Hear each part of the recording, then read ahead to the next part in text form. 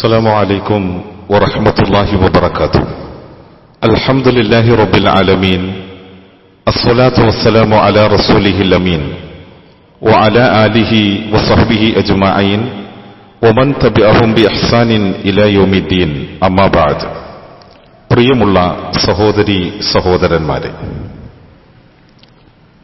നാം ഓരോരുത്തരുടെയും അവയവങ്ങളോടുള്ള ധർമ്മങ്ങൾ തിരിച്ചറിയണമെന്നും നോമ്പിൽ അത് വിശ്വാസികൾ കാത്തുസൂക്ഷിക്കണമെന്നും ഏതൊരു വിശ്വാസിയും ബോധമുള്ളവരാണ്. നമുക്ക് അല്ലാഹു സുബ്ഹാനഹു വ തആല നൽകിയിട്ടുള്ള ഓരോ അവയവങ്ങൾക്കും അതിൻ്റെതായ പ്രത്യേകതകളും ശ്രേഷ്ഠതകളുമുണ്ട്. അവയവങ്ങളിൽ വില്ലനാണ് നാവ് എന്ന് പറയാൻ കഴിയും. കാരണം നാവ് വാണിടും കാലമാണിത് എന്ന് ആളുകൾ പറയാറുണ്ടല്ലോ. എല്ലില്ലാത്ത ഈ അവയവം പല്ലിന്റെ ശക്തമായ അറകളിൽ പൂട്ടപ്പെട്ടവനാണെങ്കിലും മതിലു ചാടാൻ കിട്ടുന്ന ഒരവസരവും പാഴാക്കാറില്ല.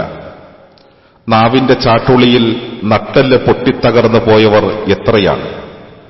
നാവിന്റെ കൂർത്ത ശരങ്ങളേറ്റ് ഹൃദയം കീറി രക്തമൊലിച്ച് പിടഞ്ഞ് മരിച്ചവർ എത്രയാണ്. റസൂലുള്ളാഹി സ്വല്ലല്ലാഹു അലൈഹി വസല്ലമ തങ്ങൾ നമ്മളെ പഠിപ്പിക്കുന്നുണ്ട്, ആർക്ക് സ്വർഗം കിട്ടുമെന്ന്. അള്ളാഹുവിന്റെ റസൂല് സ്വർഗം ജാമ്യം നൽകുന്ന ഒരു വിഭാഗം നാവിനെ നിയന്ത്രിക്കുന്നവനാണ് എന്നുള്ളത് നമുക്കേവർക്കും സുപരിചിതമായിട്ടുള്ള ഒരു കാര്യം കൂടിയാണ്. നിയന്ത്രണം വിട്ട കയ്യിലെ കല്ലുപോലെ നാവിന്റെ വാക്ഷരങ്ങൾ മനുഷ്യന്റെ ഹൃദയം പലപ്പോഴും പിളർക്കാറുണ്ട്. ഇരുമെയ്യാണെങ്കിലും ഒറ്റ മനസ്സായവരെ പോലും നാക്ക് ഞൊടിയിട കൊണ്ട് ശത്രുപാളയത്തിൽ എത്തിക്കുകയാണ്. മ്ലേച്ഛ വാക്കുകളുടെ ദുഷിച്ച മലകൾ തന്നെ തീർക്കുന്ന നാക്ക്, ആ നാക്കിനെ പിടിച്ചുകെട്ടാൻ ആർക്കാണാവുക? നാക്കിനെ നിയന്ത്രിക്കുന്നവർക്ക് സ്വർഗമാണ് പ്രവാചകൻ എന്ന പ്രവാചകവചനം നമ്മളുടെ മനസ്സിലുണ്ടാകേണ്ടതുണ്ട്. അതുകൊണ്ട് തീർച്ചയായും നാം ഈ അവയവത്തെ വളരെ സൂക്ഷ്മതയോടെയാണ് ഉപയോഗിക്കേണ്ടുന്നത്. പ്രത്യേകിച്ചും നോമ്പിന്റെ സമയങ്ങളിൽ സംസാരിക്കാൻ നമ്മിൽ പലർക്കുമാകും. സംസാരിക്കാതിരിക്കാൻ നമ്മളിൽ എത്ര പേർക്കാണ് കഴിയുക? പലപ്പോഴും കഴിയാറില്ല. ഈസാ നബി അലൈഹിസ്സലാമയുടെ ജന്മത്തോടെ ഈസാ നബി അലൈഹിസ്സലാമയുടെ മാതാവിനെ അവിഹിത ഗർഭധാരിണി എന്ന് ആക്ഷേപിച്ചുകൊണ്ട് ജനങ്ങൾ രംഗപ്രവേശനം ചെയ്യുകയാണ്. അവർ വല്ലാതെ ഒറ്റപ്പെടുത്തപ്പെടുന്നു, ആക്ഷേപത്തിന് വിധേയമാക്കപ്പെടുന്നു. അവരോട് പരിശുദ്ധമായ ഖുർആൻ പറഞ്ഞത്, ഇന്നി നദർതു ലിർറഹ്മാനി സൗമ, ഞാൻ നോമ്പുകാരിയാണ് എന്ന് അവരോട് പറയുവാനാണ്. അവരോട് മൗനവ്രതം അനുഷ്ഠിക്കാനാണ് നാഥൻ കൽപ്പിക്കുന്നത്. ഫലൻ ഉക്കല്ലിമൽ യൗമ ഇൻസിയ, അതുകൊണ്ട് ഞാൻ ഒരാളോടും സംസാരിക്കുകയില്ല എന്ന്. ചിലപ്പോൾ മൗനം തന്നെയാണ് വിദ്വാന് ഭൂഷണമായിട്ടുള്ളത്. തന്നോട് അനാവശ്യമായി ശണ്ടയ്ക്ക് വരുന്നവരോട് ആത്മനിയന്ത്രണം പാലിച്ച് തീർച്ചയായും ഇന്നിമ്രുഉൻ സായിം, ഞാൻ ഒരു നോമ്പുകാരനായ മനുഷ്യനാണ് എന്ന് പ്രതികരിക്കാൻ അല്ലാഹു സുബ്ഹാനഹു വ തആല നോമ്പിലൂടെ വിശ്വാസികളെ പ്രേരിപ്പിക്കുകയാണ്. ഈ തീവ്രമായ പരിശീലനത്തിലൂടെ തന്നെ നിയന്ത്രിക്കാൻ നോമ്പുകാരൻ കരുത്ത് നേടുകയാണ്.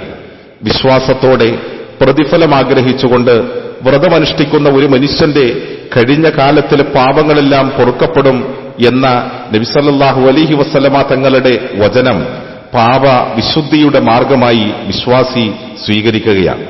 അതിന് കളങ്കം ചാർത്തുന്ന പാപത്തിന്റെ ആവർത്തനങ്ങളിൽ നിന്ന് അകന്ന് നിൽക്കുകയാണ്. അവയവങ്ങളുടെ പാപക്കറ കഴുകിക്കളയാൻ വിശ്വാസികൾക്ക് ഉൾപ്രേരണയുണ്ടായിത്തീരുന്ന നാളുകളാണ്.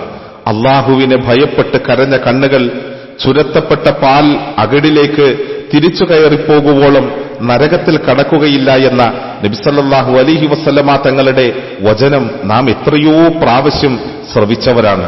തീർച്ചയായും ആ യാഥാർത്ഥ്യങ്ങളെ നോമ്പിന്റെ കാലയളവിൽ വിശ്വാസികൾ വളരെ കൃത്യമായ നിലയിൽ തിരിച്ചറിഞ്ഞുകൊണ്ട് പ്രവർത്തിക്കേണ്ടതുണ്ട്.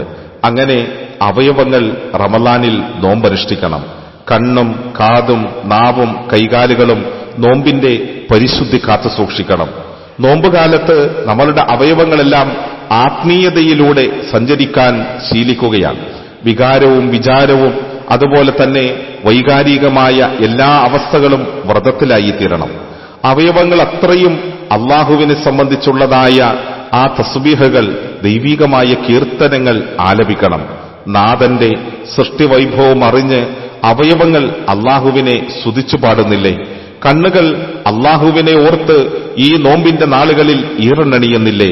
തീർച്ചയായും അത് സാധ്യമായി തീരേണ്ടതുണ്ട്.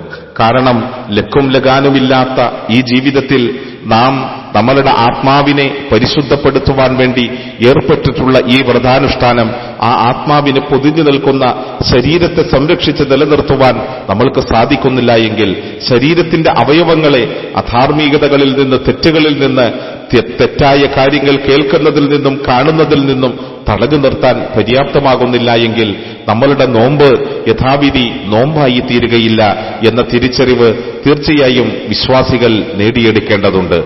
നാവിലൂടെ നാം എത്രയെത്ര മനുഷ്യരെയാണ് നൊമ്പരപ്പെടുത്തിയത്. നിരർത്ഥകമായ വാക്കുകൾ പറഞ്ഞ് മറ്റുള്ളവരുടെ അഭിമാനം തകർത്ത് മറ്റുള്ളവരുടെ മനസ്സിനെ വ്രണപ്പെടുത്തി ഈ നാവുകൊണ്ട് പാപങ്ങൾ എത്രത്തോളം നാം ഓരോരുത്തരും കൊയ്തു കൂട്ടിയിട്ടുണ്ടാകും. തീർച്ചയായും അല്ലാഹു സുബ്ഹാനഹു വ തആല അവന്റെ വിശുദ്ധമായ ദീനിൽ നമ്മെ പഠിപ്പിക്കുന്ന ഒരു യാഥാർത്ഥ്യമുണ്ട്. നമ്മളുടെ ഈ ശരീരത്തിന്റെ അവയവങ്ങൾ മറ്റുള്ളവരോട് അധർമ്മങ്ങൾ പ്രവർത്തിച്ചാൽ നാം എത്ര സൽക്കർമ്മികളാണെങ്കിലും നാളെ പാരത്രിക ജീവിതത്തിൽ എത്തിച്ചേരുമ്പോൾ നമ്മളുടെ കർമ്മങ്ങളൊന്നും നമുക്ക് ലഭ്യമാകാതെ പോകും. നമ്മിലൂടെ ആരെല്ലാം അക്രമങ്ങൾക്ക് വിധേയമായിട്ടുണ്ടോ അവർക്ക് നമ്മളുടെ കർമ്മങ്ങൾ വീതിച്ചു നൽകപ്പെടുന്ന അവസ്ഥയുണ്ടായിത്തീരും. അതുകൊണ്ട് സഹോദരങ്ങളെ, സ്വന്തം ശരീരത്തിന്റെ ഓരോ അവയവങ്ങളെയും നിയന്ത്രിച്ചു നിർത്തി അവയിൽ നിന്ന് സംഭവിച്ചുപോയ തിന്മകളെക്കുറിച്ചോർത്ത് കണ്ണീരൊലിപ്പിച്ച് ആത്മാർത്ഥതയോടെ നോമ്പിന്റെ നാളുകളെ സജീവമാക്കി മുമ്പോട്ട് കൊണ്ടുപോകുവാൻ നാം പരിശ്രമിക്കുക. നാഥനായ അല്ലാഹു അനുഗ്രഹിക്കട്ടെ. അസ്സലാമു അലൈക്കും വറഹ്മത്തുള്ളാഹി വബറകാതുഹു.